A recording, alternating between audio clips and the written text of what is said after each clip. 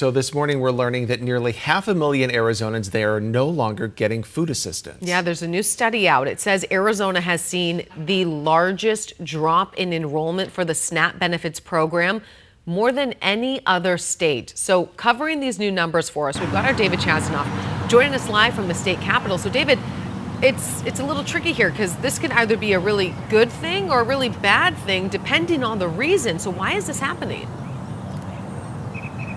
Emma and Justin, good morning. That's right. So many lawmakers here are well aware of this situation. We know the study says that Arizona was hit the hardest since President Trump signed what he calls the Big Beautiful Bill, or H.R. 1 as it's also known.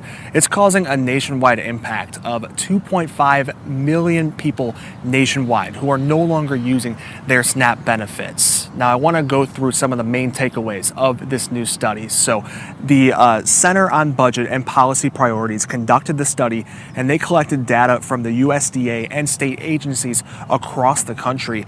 Data from the USDA shows 32% fewer Arizonans are receiving SNAP benefits, while the Arizona Department of Economic Security says they're seeing an even larger drop at 47%. Now, whether this is good or bad is up for debate, but the Big Beautiful Bill expanded work requirements for single adults until they're 65 years old. It also shifted more costs for administering the SNAP program to states and increased the number of eligibility checks for recipients despite having fewer workers to do them. Arizona Democratic Congresswoman Adelita Grijalva posted online about this, saying on X, in part, Trump and House Republicans claim there's no money to feed families, but, in all caps, billions for war, ending her tweet with a question mark and exclamation point.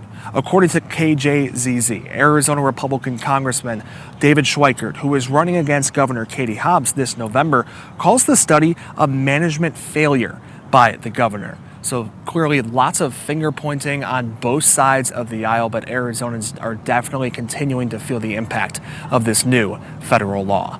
We're at the state capitol. David Chasanoff, 12 News, today in AZ.